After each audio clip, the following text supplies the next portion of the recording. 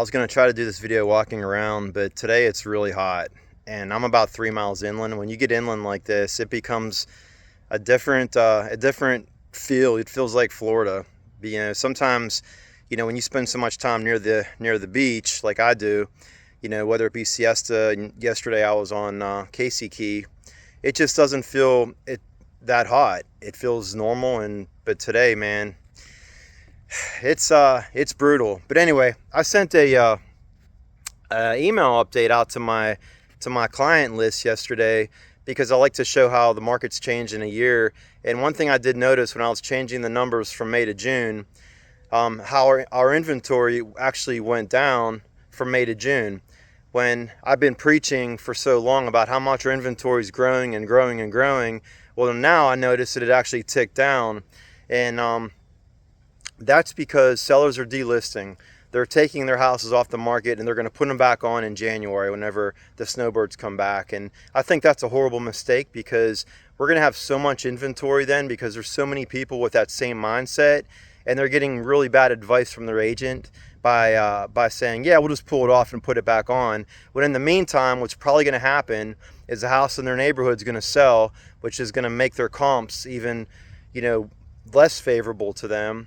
So it's a really bad decision for the seller and their agent to make, and they're basically delaying the inevitable by doing that. So that's why the inventory has actually ticked down a few hundred listings in Sarasota County.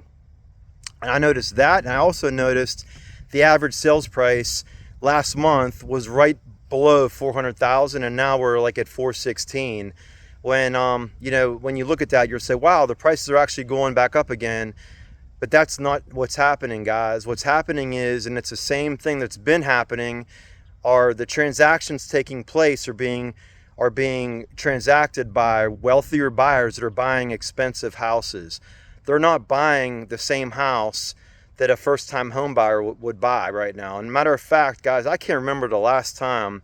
I did work with a first-time home buyer last month, but before that, I can't remember the last time I had a first-time home buyer as a client because they're not buying right now. The person that's buying right now is the over 65 demographic.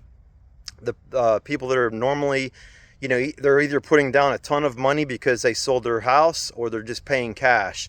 That's the person that's transacting right now. And those are the type of buyers that's buying expensive houses. So the fact that our median sales price is only 416, whenever there's so many transactions, majority of our transactions are taking place by that demographic that are buying expensive homes. That breeze feels so good. You can see why that sales price, the average or the median sales price actually went up. So don't be fooled by that because the first-time home buyers are not buying right now. It's very rare situations that they're doing that. And another thing too, and I want to keep driving this point home because this is so important for you as a home buyer if you're watching me right now, because these sellers that are doing this whole song and dance about pulling their houses off and putting them back on, they're delusional. They think that somehow their house is worth whatever they think it's worth, when it's really not. If it were worth what they thought it was worth, it would have sold. So now if you're a buyer, the best advice I can give anybody, and I don't, I kind of repeat myself over and over, I notice in a lot of my videos, but the theme is, I really want to drive this theme home because it's so important. If you're a buyer, guys, do not be afraid to make an offer. You would be surprised on how many buyers that I've worked with that they're like, yeah, there's no way, they're going to accept that. Well, guess what, man? They might have not accepted your initial offer, but they took a hell of a lot of money off that price, and we're pretty close to what you offered. So don't think that, oh, well, I'm going to be insulting the seller by giving them this lowball, what you consider to be a lowball offer, because in this environment that we're in, there's no such thing as a lowball offer, and there's no such thing as being insulted whenever you're a seller and your house has been on the market for a while. Now, it's a case-by-case basis.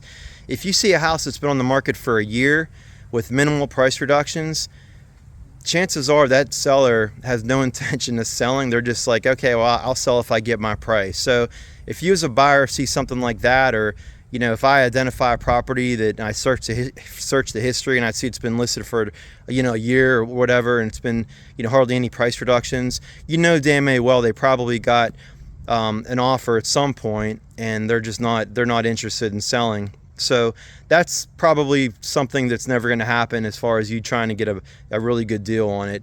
But when you see something that's been on the market for like 3 months or 6 months, whatever, and you see like regular significant price reductions, that is maybe the opportunity that you're looking for as a buyer to pounce. And those are the things that you need to be looking out for. And those are the things that I'd look out for if I were, trying to find something for you. So as a buyer, like I said, guys, do not be afraid to make an offer. And, this is definitely the market that we can do this in. You couldn't do this a year and a half or 2 years ago, but now definitely you can. So yeah, I'm going to keep driving that point home as much as I need to. But one thing that I will say, if you're going to make a lower offer, this is not the market where you just hire some real estate agent that doesn't have any experience and doesn't know how to negotiate. It's funny because I'm good at a few things in life. One of them's fishing. I'm actually really good at fishing, and I love to teach people how to fish. But another thing I'm really good at is negotiating. And you could ask my wife about this, and we bought a car just recently. And one thing that I did when we were buying the car is we were sitting there with the car salesman, and he's like, we're going over the price, and I told him what I wanted to pay, and then I gave him comps, and he's like, well, I don't care about that. I said, well, you don't understand. In my business, I deal with comps. He's like, I don't care about the comps. I was like, okay, well, we're going to go eat lunch and we're going to come back. And he's like, oh, no, Ryan, just sit down. Well, let me go see my manager. So long story short, we got a really good deal on this car. So I am really good at negotiating, and I feel like I thrive in this market, and I absolutely love doing videos telling people to make a lower offer, because I think in some cases, provided you have the right real estate agent working for you, you can come out, pretty far ahead. So that's what I want to say. I'm not trying to pat myself on the back, but I really, I enjoy negotiating. That's the part of my job that I enjoy the most. So with that said, guys, hope you have an awesome day. God bless.